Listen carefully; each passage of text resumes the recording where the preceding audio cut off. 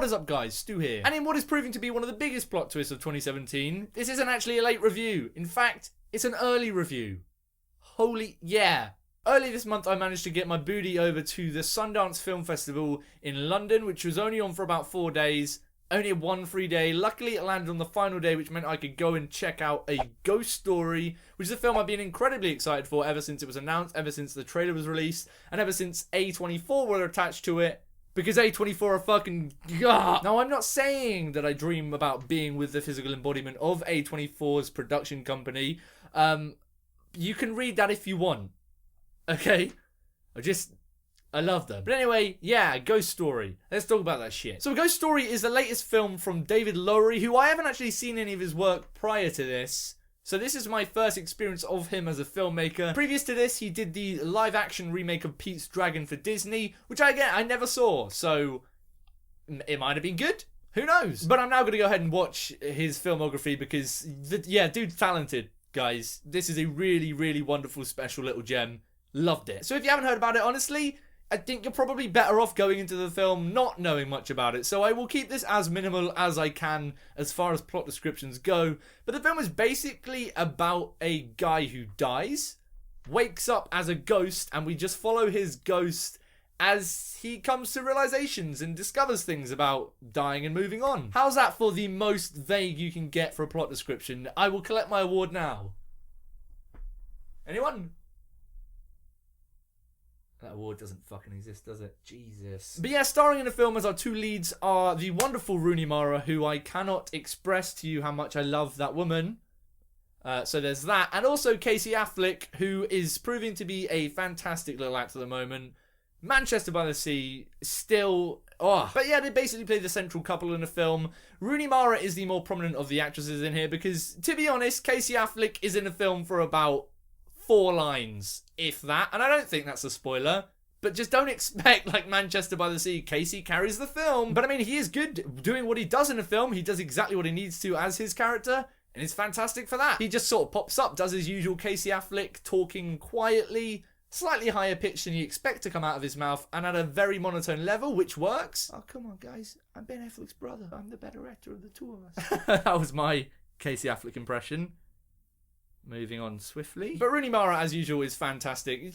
We do not deserve Rooney Mara. She is much better than all of us. In this film, she eats a pie in one take. Honestly, a whole fucking pie. Jesus, it was impressive. Couldn't look away.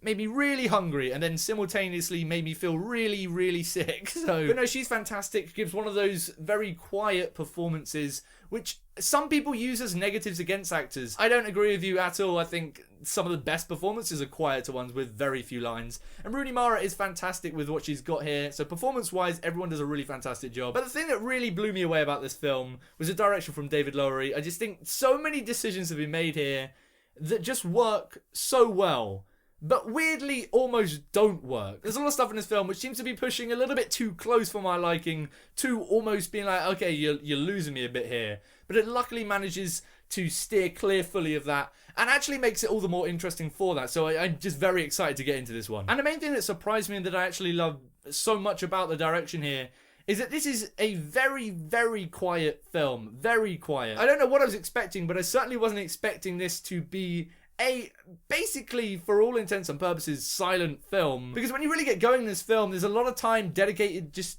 I guess, to nothing. And that's just really interesting and fascinating to me. It really, really works here. We spend so much time with the ghost, just sort of seeing it interact with things and seeing the environment around it and how the ghost reacts to environments. It's just really incredibly compelling to watch in a way which I didn't really expect it to, in a way which I think some people won't really connect with, and I can completely understand that, because there are points where I kind of found myself thinking, okay, what are we actually doing here? Are we just watching someone stood there doing nothing? And yeah, that might be the case at points, but it does go places with that and makes you think some really interesting stuff. So on the whole, I'm very happy with that side of things. And funny, I'm just talking about that in my Red Turtle review, but I always have a lot of time and a lot of respect for directors who are able to make us feel things and do so much with silence in films. And this is one of those cases where some really strong emotions are evoked, particularly when you get to the climax of this film. I was tearing up and I was crying at multiple points when really not actually a huge amount is actually happening on screen. It's not big action, not big dramatic moments where characters are shouting at each other. It's just things being observed by the camera and by the characters and by us as an audience that just really work to make you feel things in a way which you don't tend to get a lot of in cinema nowadays. And above most things, that's exactly what I love the most about this film and exactly what I wanted from this film, so I'm very happy with that side of things. And obviously this is where I can't really go into too many spoilers about it because I don't want to ruin anything for you guys, and I think you will enjoy it more going into it without knowing many of these things. But the structure of this thing, or at least the way certain things end up going or end up clicking in the film, really surprised me and took me off guard, and I just love that side of things. And again, that's the sort of thing which I found nearly went a little bit too far the wrong direction, if that makes much sense. There is a lot of time in this film, particularly in the middle, where things are happening, and they seem to be just sort of aimlessly floating through the film, but then they eventually click in the final act and the final climax of this film, and I, for one, think it clicked perfectly, stunningly, and just worked and moved me. But I can easily picture a lot of people coming out of this film going, I'm not sure the payoff was worth all of the stuff inside the film. I get that, but I myself absolutely love the way this film goes. It's just a really fascinating, interesting way of looking at some of these themes and emotions that I just don't think we've really seen anything like this on cinema before. But I just always appreciate seeing themes done in new ways, and this is exactly that kind of thing. I love it when a film comes along, takes a really weird and quirky, odd idea like the ghost sheet style thing,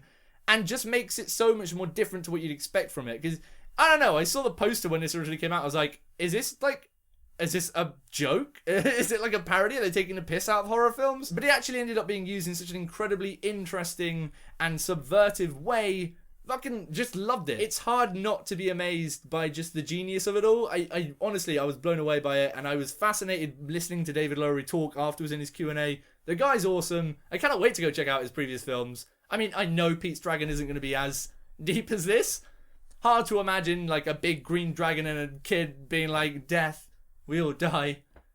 We all float through life to death. I don't know, maybe Disney just was like, fuck it, we can do anything now. But yeah, I'm going to go ahead and give A Ghost Story a very well-deserved 5 stars. Really interested to see this one again, but more so really interested to see what you guys think of it, if you have seen it already, and if you are planning to see it. Because I think this one's going to divide a lot of audiences. I don't think it's going to be for everyone. I don't think it's going to be exactly what everyone expects from the film.